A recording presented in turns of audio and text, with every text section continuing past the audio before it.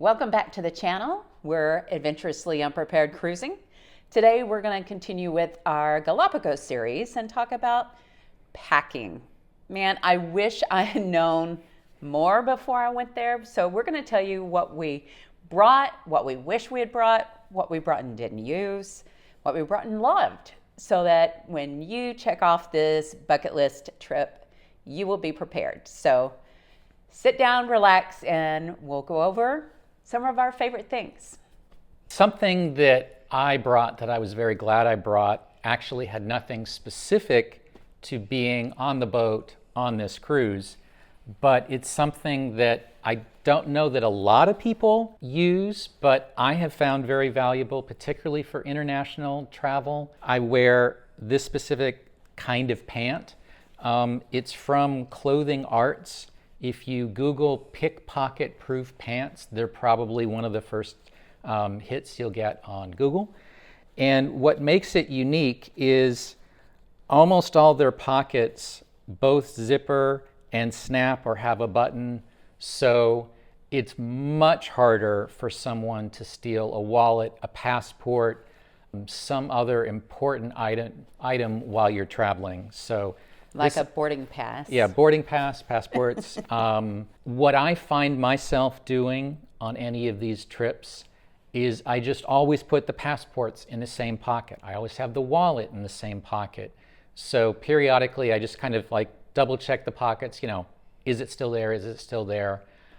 It's just an added sense of comfort that things aren't going to get misplaced as you're traveling, going through airports, in and out of different kinds of transportation. To move on to something else that we both brought that was very valuable in the Galapagos, anywhere that it's going to be sunny a lot. We both brought, different versions of sun hats that, it's nothing fancy, but a wide brim, very light, quite packable. You can fold these up. It doesn't take up a lot of space, not heavy, but I was thinking about it before we did this video. I don't think I got off the ship without the hat, not once. And I actually found that I thought it would be one of those items that I would only use on the cruise, but actually if I take the dog for a walk, boom, the hat comes out. Now mine is more female specific. It has vents, so if you have long hair and you want to do a ponytail, you can do that. You can even cinch it up. But what I loved about mine is that it can be all smushed up and it doesn't matter. It's all flexible, and if I want to flip it up, it stays. I love this, and it's actually part of my standard walk the dog routine, and will probably travel with this from here on out.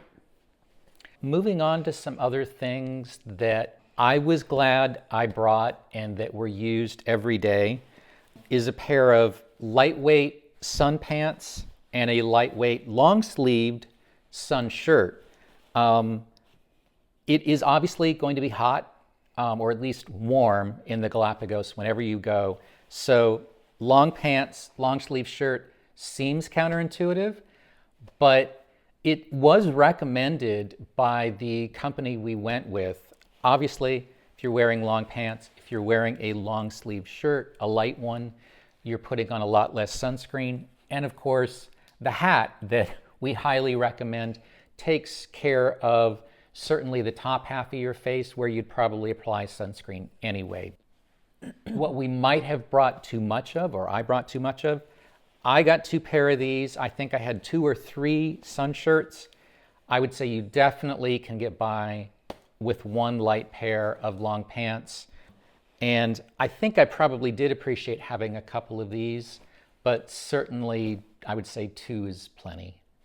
I ended up washing mine while I was on board, just to be able to extend it. But yeah, just the fact that you don't have to spend so much time putting on sunscreen. And, speaking of sunscreen, your cruise line will probably explain which ones you can and cannot bring. I ended up bringing a reef safe sunscreen. So you do have to be protective of the environment and find one that you like. I just picked this one because it actually smelled good. But did I have to use it much? No, not really, because of the clothing that we chose. The other thing that I did bring was for bugs, insect repellent for when we were hiking. And if I did have shorts on, I needed that to just kind of protect myself from bugs. But mostly I was in long sleeves, long pants. None of that was really needed. Moving on to a different type of clothing that is more specific to being in the water, snorkeling, what have you. And this will be recommended by whatever expedition you go on. This is a long-sleeved swim shirt. So this would be worn obviously on top so that, again, when you're in the water, going in and out of the water, potentially lying flat on the surface for an hour or two at a time, you're not having to apply sunscreen that's potentially going to rinse off. So a lightweight swim shirt. And then for me, I always wore this under our wetsuits. And again, partially for comfort. If the water's cool, it provides just a tissue of insulation. I'm not sure that really mattered. But again, it helps with not having to apply sunscreen. So with respect to their necessity, I would say for me, I was glad I had both, but I brought two of each. So the boat we were on had spinners. Most of the water would be spun out, and it's most of the way dry within minutes of you getting back on the boat. You hang it up in your room, and it's definitely dry by the next time you would need it. So for me, if I were to do it again, I would bring both, but I would not bring two of either. On our expedition cruise with Lindblad, we were provided with snorkeling gear and wetsuits, so we got to get fitted and have all of those supplies, hung up by our room number. And so when it was time to go snorkeling, we just went to our hangar, got our stuff off. Now our wetsuits were short sleeve and short legs, so for Steve, having the longer pants, extended the coverage. For me, I didn't need any rash guards for my legs, but I was thankful that I had, a swim guard. It actually, I love this, but it had the thumb holes so I could bring it down closer over my hands. And it had a hoodie, but I didn't really use that. But this protects you from the sun. And it just gave me that little extra warmth as well, because the water is a little bit coolish. Yeah. It was certainly, with the wetsuits especially, it wasn't cold, but I would say it was cooler than I expected given where we were in the air temperature. So you have to be prepared for wet landings, snorkeling, hiking, kayaking, paddleboarding. So we've gone over some of the wet stuff. Now the wet landings, I did have some waterproof sneakers that I bought specifically for the trip. And I didn't really use those for wet landings. I didn't trust it. I ended up, wearing my water shoes. Yeah, these were awful. This was dumb. And I similarly had a pair of kind of a boat shoe, a water shoe. If you're going to put these on and get straight in and out of, say, a kayak where you might get wet, these are fine. Yeah. But not with sand. With wet landings where once, potentially twice a day, you're getting out of the Zodiac into the water in sand, moving around, I almost invariably wound up having to take these off again, somehow rinse my feet, rinse these, put them back on. We spent a lot of time on the boat cleaning them. They were not nearly as convenient as I expected. And the only other shoes that I had with me weren't suitable for a wet landing unless I took the shoes and socks off, carried them, which is an option, but then you've got to dry your legs and your feet off before Sitting you put on sand. And that's wasted time too. So ideally, you want to get off the Zodiac, into the water, up on the beach, and the wildlife is going to be right there. Yeah. So in a sense, anytime you waste on footwear, drying your feet, putting shoes on because they weren't suitable for a wet landing, Just takes away from the moment. it takes away from the experience, and there are better options than what we brought. So what I'm going to do is I'm going to put up on the screen what most people were wearing, and I was very jealous of their shoes, and most likely will invest in a pair myself, because the sandal they had protected the toes, and they could go from wet landing to hiking to going on the rocks, no problem. So I'll put that up on the screen so that you can see what most people were using. Yes. So let's talk about what we didn't love. Or didn't need. Okay, didn't need. So we thought, oh my gosh, a collapsible water bottle. This will be cool. Gotta have it. Gotta have it. Well, maybe on your expedition this would be helpful, but with Lindblad, as soon as we got to the hotel, they gave us this bottle. We all put our names on. Each of us. So, as a couple, we had two. Yeah.